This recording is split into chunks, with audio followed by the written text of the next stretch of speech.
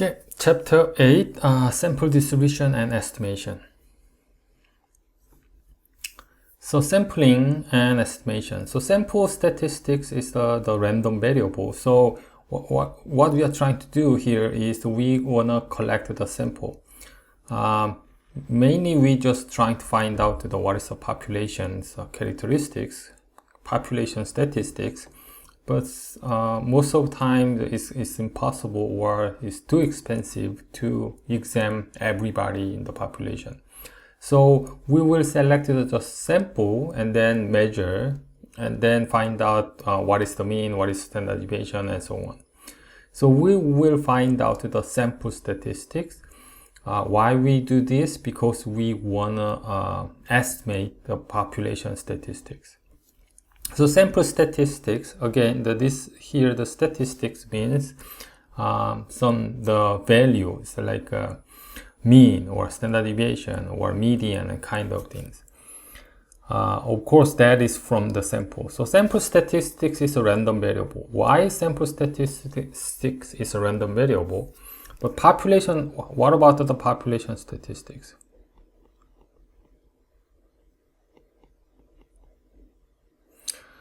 Population statistics is not a random variable. This is the determinant.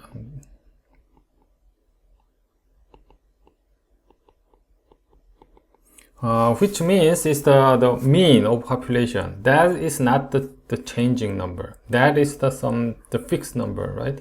So population can be like all high school in US. High school student in US. Maybe we can measure the height of the every single high school students, and then if we calculate the mean, that mean will be the one number. It will not change, right? So you have to specify the what time and what is the population, and if you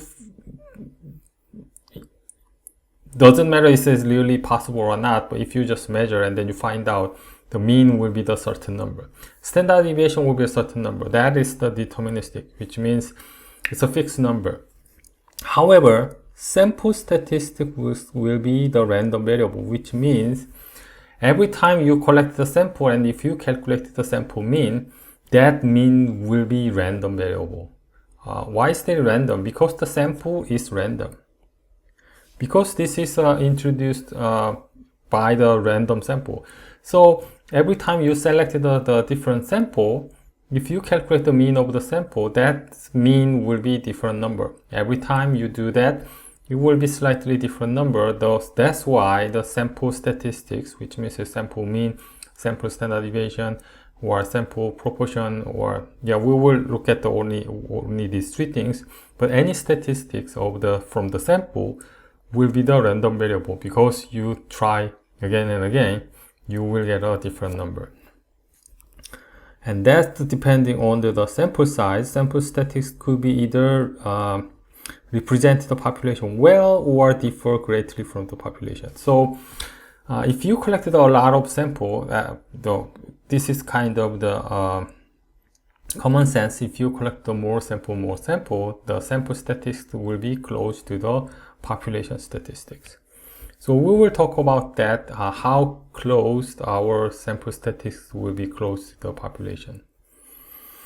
And this sampling variation, because every time we will have a different number, because we are sampling, so every time we collected a different sample, so that's why we have a variation.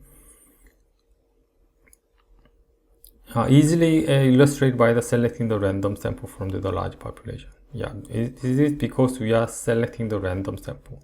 That's why every time we will collect the different sample, so every time we will have a different statistics. That's why the sample statistics is random variable. If the sample statistics or sample mean or sample standard deviation is random variable, if this is a random variable, you can calculate the mean again. Mean of the random variable or standard deviation of random variable. We can find out the statistics of this sample statistics.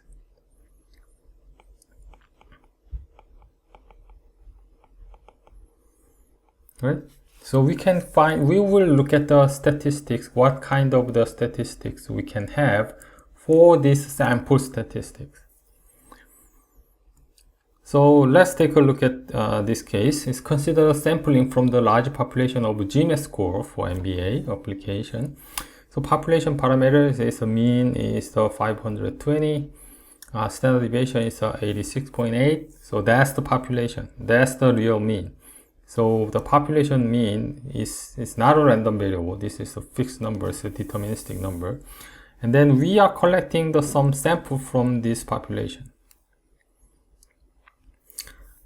So sampling, if you let's assume this red triangle is our sample, and then every time you select the random sample, different number will be chosen. And then if you calculate the random sample mean, that will be different than the population mean. Okay. So that probably if you collected enough number of sample, the sample mean will be close to the population mean, but it will not be exactly the same. So sampling variance is inevitable. So unless you are collecting everybody, actually your sample is the same as population. Otherwise, you have to have some difference. That's a sampling variation.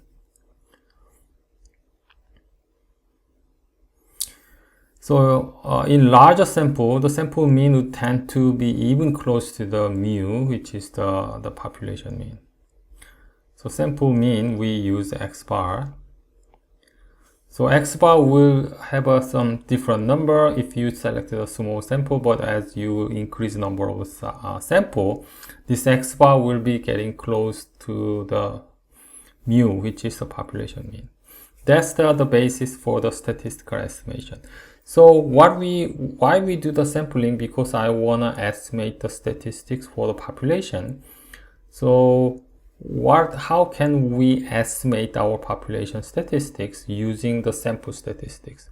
So we want to know the relationship between the population statistics and sample statistics.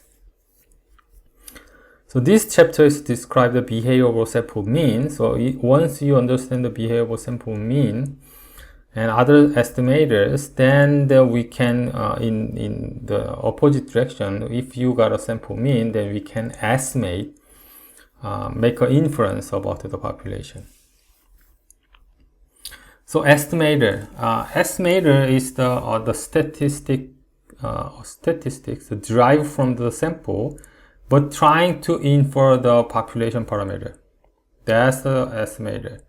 So here, X bar is the sample mean, is the estimator for mu, and the sample standard deviation is the estimator for the population standard deviation. But here, that's why we use n-1 in the denominator, right? X minus X bar square, right? So this sample standard deviation, we use n-1 because, I think I explained it. Because I want to have S is unbiased estimator for the sigma. That's why we use n-1. So estimate is value of estimator. So we're trying to estimate our mu, sigma, and pi. But only thing you can get is the X bar, S, and the P. So how can I get the inference of the mu, sigma, pi using X bar, S, and the P? That's the whole idea of these chapters. So sample mean will be, again, sample mean will be the estimator for the mu, and the sample proportion, which is the P, will be the estimator for the pi, which is the population proportion, and the S, sample standard deviation, will be the estimator for the population standard deviation. That's why we have a n-1 here, because we want to have an unbiased estimator. So this is what we call the sample error. So sampling error because every time this is a random number again, because every time you select the random sample, your x bar will be the random number. However, mu is not a random number. Okay, sampling error exists because the different sample will yield a different value for x bar. So whenever you select the sample, x bar will be different number. That's why we have a sampling error here. So property of the estimator. So what we want is the bias, is the difference between the expected value of estimator. So I know x bar will be different from the mu. Every time it can be a little bit bigger number, a little bit smaller number. But expectation of this x bar, how much this is different from the mu. Actually, this bias is the expected of the sampling error.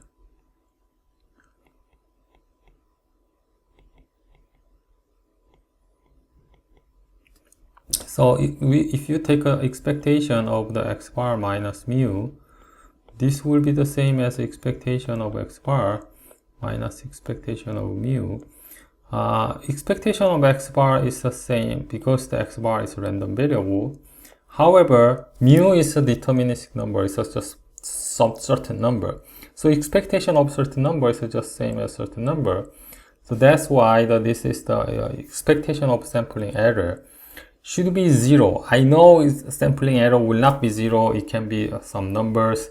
However, expectation should be 0, which means the center should be same.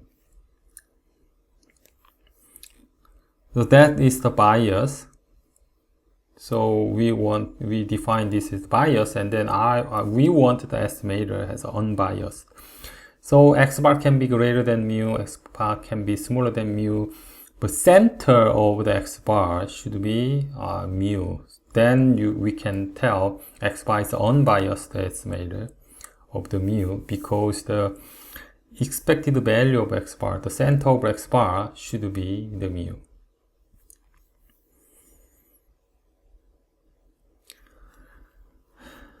So this is what I'm talking about. It's the unbiased estimator. It's the center of our estimator should be the same as the target. However, this case is a biased estimator has some systematical difference between our target and our center. So we trying to avoid this systematic error. That's why we want to have an unbiased estimator. That's why we want to have expected of our statistics, sample statistics should be the same as the population statistics.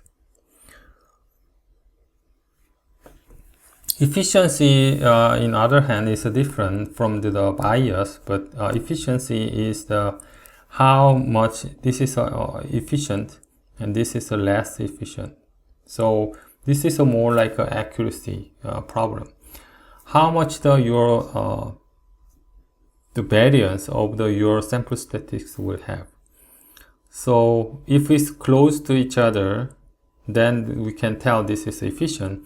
And if it's not, it's just spread over, then we can tell this is less efficient. So what we're trying to get as our estimator is a minimum variance and estimator. So actually it's a MVUE is the minimum variance unbiased estimator, unbiased. So variance is smaller the better, and then we want to have a bias, so unbiased estimator. Then that's what we can use for estimator.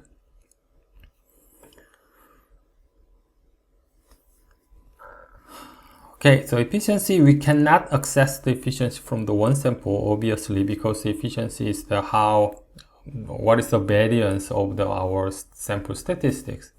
But if you select just one sample, then you cannot see the variance, right?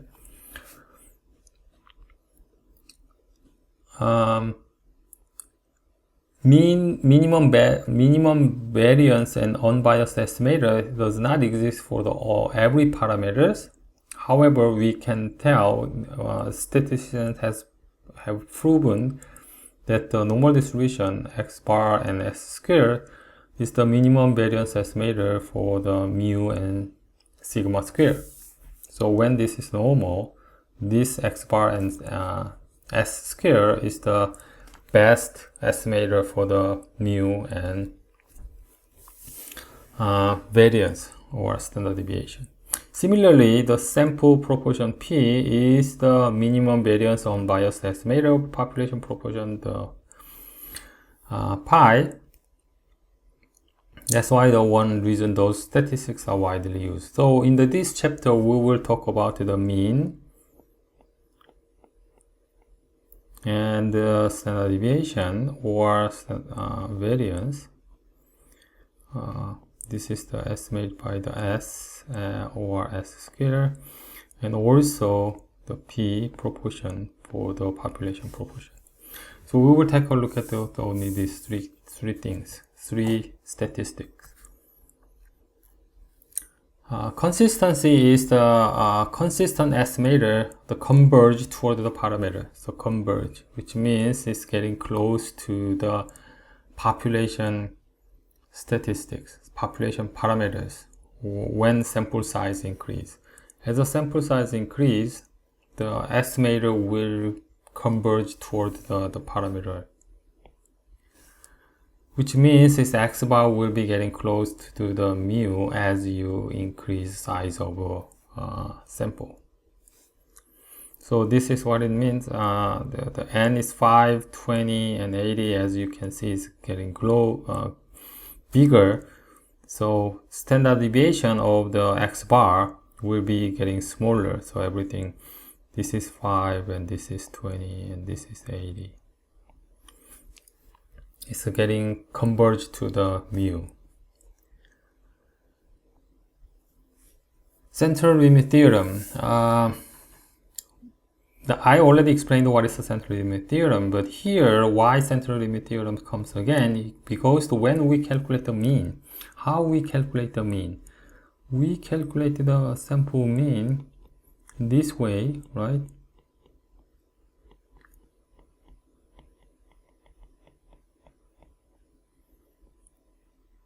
Which means we are adding this random number many times. Why x1, x2, x3 is random number? Because that's a random sample. So which one will be x1 is all every time is different. Which one will be x2 is every time different. The summation of x1 to the x1, x1 to the xn will be different every time. So that's why this is the random variable. And also, since we are adding the random independent random variable, so this is the directly related to the central limit theorem, because central limit theorem says if you add up the random variable, what about the n minus 1? Actually this is just n minus 1 over n times, right? So this is not that important because you are just multiplying the fixed number, but n is not the random number. Once you decide the sample size, n is fixed number. Only this part is the random part.